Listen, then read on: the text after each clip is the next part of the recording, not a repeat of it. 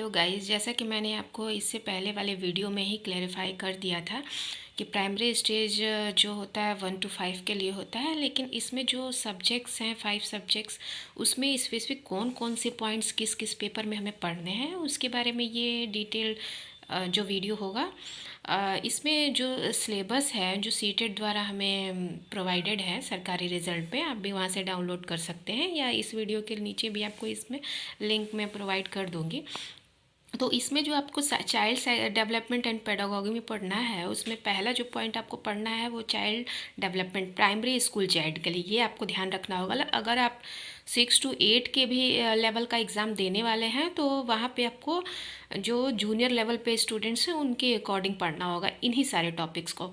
तो इसमें पहला बुलेट जो है वो concept of development and it's relationship with learning, इसका डिटेल्ड वीडियो मैं अपलोड करूँगी आपको कुछ फ्यू डेज़ में।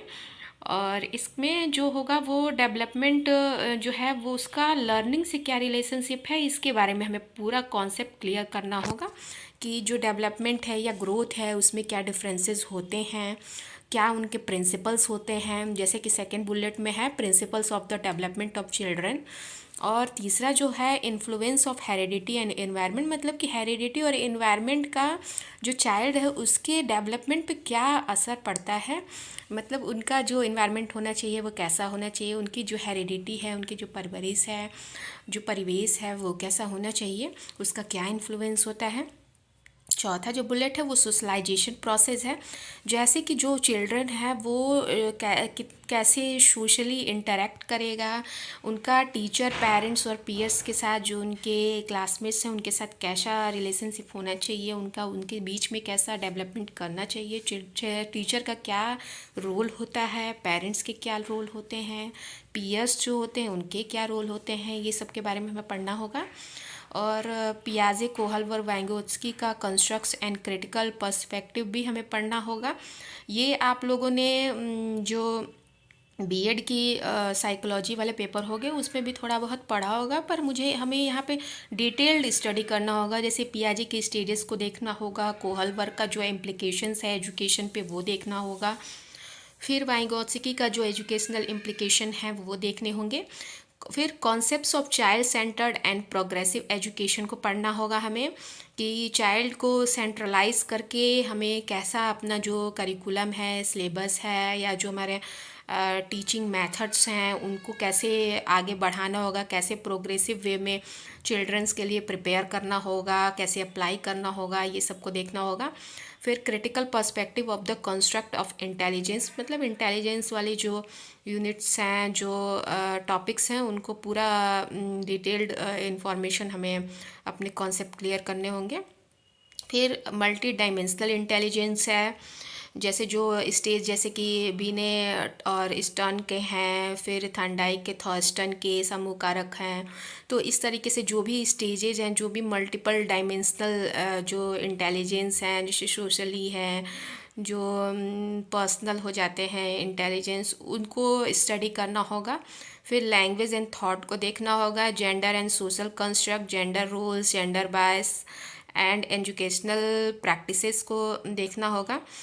Gender and as a social construct, ये जेंडर एक पेपर भी होता है बीएड वाले में, मुझे जो याद आ रहा है, तो उससे भी थोड़ा बहुत रिलेट कर सकते हैं। अगर बुक आपके पास हो तो उसको भी एक बार थ्रू आउट कर सकते हैं आप लोग।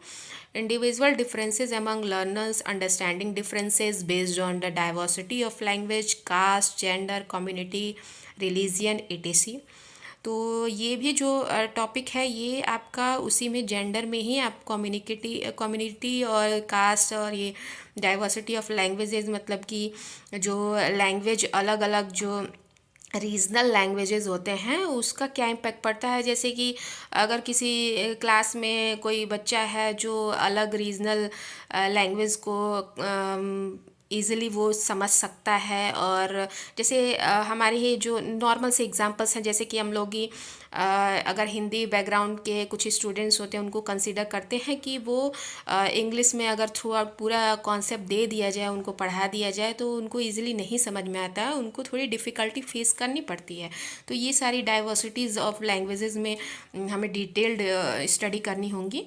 और ये सारे टॉपिक्स आपको अपर जूनियर लेवल पे भी 6 to 8 के लिए भी यही सारे टॉपिक्स पढ़ने हैं। बस उसमें आपको ये देखना होगा कि 6 to 8 स्टैंडर्ड के लिए जो क्वेश्चंस पूछे जाएंगे वो 6 to 8 के बच्चों के हिसाब से आपको सोच के आंसर करने होंगे। और फिर उसके बाद आपका ये assessment of learning, assessment of school based पे जो लर्निंग होती है, ये असेसमेंट एंड लर्निंग एक बुक्स भी थी, आंकलन एंड अधिगम। तो वो भी इसमें बुक हेल्प करेगी। उसके बेसिक्स जो स्टार्टिंग्स के जो उसमें न्यूमेरिकल्स होते हैं उसको आपको नहीं थ्रू आउट करना है, उसके जो कॉन्सेप्ट्स है स्टार्टिंग में वो सब आपको देखने होंगे। फिर critical thinking, classroom of for assessing learning achievements, तो ये सब आपको देखना होगा। ये सारे डिटेल वीडियो मैं अपने चैनल पे भी डालूंगी। आपको अगर नेक्स्ट जो भी आने वाले सीटेट्स के एग्ज़ाम देने होंगे तो उसमें अगर आपको लगता है तो आप उसको देख सकते हैं और अपने नोट्स प्रिपेयर कर सकते हैं। और जो बी पोर्शन है उसमें concept of inclusive education and understanding children with special needs, तो ये तो बहुत ही अच्छा टॉपिक है, इंटरेस्टिंग टॉपिक होता है। और इसमें इंक्लूसिव एजुकेशन भी आप लोगों ने बीएड में पढ़ा होगा, हल्का फुल्का जो भी थोड़ा बहुत पढ़ा होगा। तो उसमें जो स्पेशल नीड्स वाले बच्चे होते हैं तो उनके लिए क्या फैसिलिटीज़ हैं, क्या उनके लिए टीचर्स को किस हिसाब से उनको क्लासरूम में मतलब एक कंफर्ट देना होता है, किस हिसाब से उनको टीचर्स ट्रीट करें कि वो अपनी जो डिफ़िकल्टीज़ हैं, जो उनके नीड्स हैं, स्पेशल नीड्स हैं, वो फुलफ़िल हो पाएँ और वो इजीली क्लासरूम में एडजस्ट कर पाएँ। तो ये आपके 5 क्वेश्चंस इससे आते हैं। और आपके ये चाइल्ड डेवलपमेंट वाले से 15 क्वेश्चंस आते हैं, तो ये आपको बहुत ही अच्छे से पढ़ना होगा।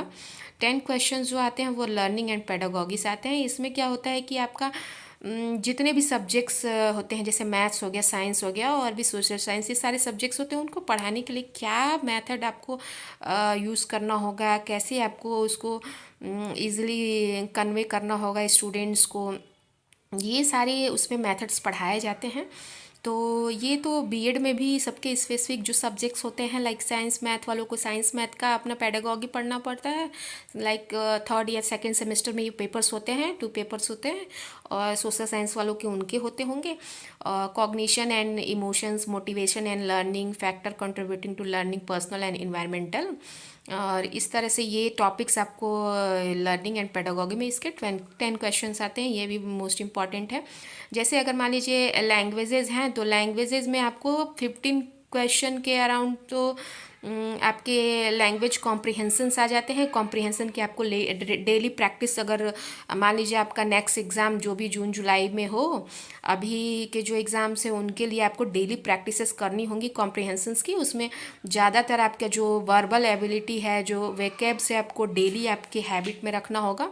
वोकेब्स आपके अच्छे होने चाहिए, क्योंकि उसमें जो पैसेज में जो वर्ड्स होते हैं उससे रिलेटेड सिनोनिम एंटोनिम कई बार पूछ दिए जाते हैं।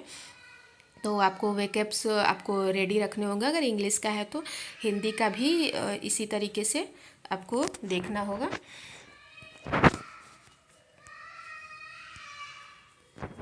उसके बाद आप कहो पेडागॉगी ऑफ लैंग्वेज डेवलपमेंट, जैसे कि अगर इंग्लिश है तो इंग्लिश को कैसे पढ़ाने का मेथड होना चाहिए, क्या उसके प्रिंसिपल्स, क्या रोल होगा listening and speaking, function of language and how children use it as a tool. तो ये सारी चीज़ें आपको देखना होगा। इसका क्या रेमेडियल टीचिंग हम लोग करेंगे, एवेल्युएट कैसे करेंगे, लैंग्वेज स्किल क्या होगा। तो अगर हिंदी है या इंग्लिश है या संस्कृत है, आपके जो भी सब्जेक्ट्स हैं तो उसके अकॉर्डिंग आपको उसकी पेडागॉगी देखनी होगी। और ये आपको प्रीवियस ईयर सॉल्व करने पे थोड़ा बहुत तो आइडिया लग ही जाएगा। उसके बाद बाकी आपको एनसीईआरटी थोड़ा सा थ्रू आउट करना होगा। फिर आपको जो कॉम्पिटिटिव एग्ज़ाम्स के बुक्स आते हैं या सीटेट के लिए बहुत सारे बुक्स अवेलेबल हैं मार्केट में, वो सारे देखने होंगे। फिर मैथमेटिक्स है तो मैथमेटिक्स वालों के लिए ये जो सिलेबस है 15 क्वेश्चंस के और पेडागॉगी 50 क्वेश्चंस के। सारे ही जो भी सब्जेक्ट्स आएंगे, जैसे हिंदी आ गया, संस्कृत आ गया, इंग्लिश, तो उसमें तो कॉम्प्रिहेंसन हो गए और बाकी आपके पेडागॉगी हो गई। थोड़े बहुत एंटोनिम सिनोनिम हो जाते हैं, वोकेब्स और ये जो वोकेबलरी से रिलेटेड होते हैं, वन वर्ड या इडियम फ्रेज हो जाएंगे। और मैथमेटिक्स में भी सेम वैसे ही होता है, 15 क्वेश्चंस आपके पेडागॉगी के होंगे और बाकी 15 क्वेश्चंस आपके ये जो कंटेंट बेस होते हैं, लाइक ज्योमेट्री हो गया, शेप एंड स्पेशियल अंडरस्टैंडिंग हो गया, solid around us, numbers, addition and subtraction. तो ये जो प्राइमरी लेवल पे होते हैं मैथ्स, उसको आप ऐसा, जो आर्ट्स के स्टूडेंट हैं, ऐसा डर के ना छोड़े कि मैथ्स तो हमें आता नहीं है, क्योंकि उसमें बहुत ही बेसिक, जैसे कि भिन्न के जोड़ 3/4 प्लस 5/9 ऐसे करके क्वेश्चंस पूछे जाते हैं, बहुत ईजी होते हैं। अगर थोड़ा बहुत भी आपको एलसीएम एचसीएफ या भिन्न के जोड़ या दशमलव के जोड़ या गुणा, इस तरह की चीज़ें आप प्रैक्टिस कर लेते हैं, तो आपके 15 में से कम कुछ नहीं तो 8-9 क्वेश्चन तो सही होने के पूरी चांसेस हैं। और बाकी पेडागॉगी तो सब लोग पढ़े ही हैं, तो उसको थोड़ा सा पढ़ते रहें उसको लगातार, तो उससे आराम से आप 8-9 क्वेश्चन कर सकते हैं। इस तरह से आपके अच्छे मार्क्स हो जाएंगे।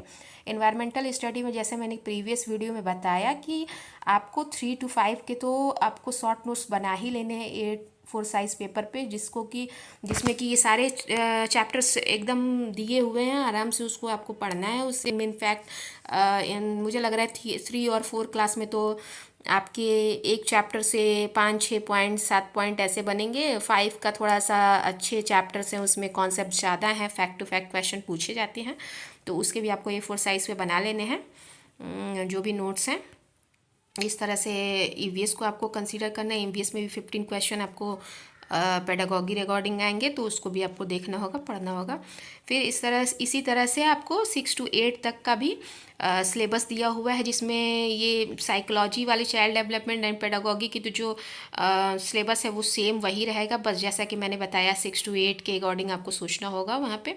उसी तरह से आपके लैंग्वेजेस के भी हैं इस तरह से सिलेबस, तो इसको भी आपको उसी तरीके से फॉलो करना है। बस मैथमेटिक्स में और साइंस में थोड़ा सा स्टैंडर्ड हाई हो जाता है, जैसा कि इसमें दिया हुआ है। नंबर सिस्टम आपको देखना होगा, जो कॉम्पिटिटिव एग्ज़ाम के प्रिपरेशन कर रहे होंगे बच्चे, उनके लिए तो ये इजी होगा, उतना टफ नहीं होगा, या मैथ्स वालों के लिए भी ठीक होगा। बट जो बायो के स्टूडेंट्स हैं उनको थोड़ा बहुत इसको देख लेना होता है, ताकि सिर्फ साइंस पे डिपेंड होके नहीं जा सकते, मैथ्स को भी आपको देखना होगा अगर आपको अच्छे स्कोर करने हैं तो। इस तरीके से गाइस ये पूरा आपका डिटेल्ड सिलेबस है और इसको आप थ्रू आउट कर सकते हैं। सरकारी रिजल्ट से भी आप डाउनलोड कर सकते हैं। पहले किसी भी एग्ज़ाम को क्वालिफाई करने के लिए सबसे जो इम्पॉर्टेंट चीज़ होती है वो आपको उसका सिलेबस अच्छे से एकदम माइंड में आपका मैप बना होना चाहिए कि किस हिसाब से उसका सिलेबस है, क्या क्या टॉपिक्स हैं, उसमें कोई भी टॉपिक मिस नहीं करना है आपको। अगर टाइम मिलता है, अगर नेक्स्ट अगर आप अपीयरिंग में हैं बीएड के, तो अभी भी तो दे ही सकते हैं सीटेट, तो आप बैठिए बिल्कुल एग्ज़ाम में एक्सपीरियंस के लिए और देखिए कि पेपर कैसा आता है। लेकिन अगर आपको अच्छा स्कोर करना है तो उसके लिए अगर आपको टाइम अगर आप देते हैं डेली 3 to 4 आवर्स 5 आवर्स, तो बहुत ही सफिशिएंट है और बहुत इजीली आप क्वालिफाई कर लेंगे।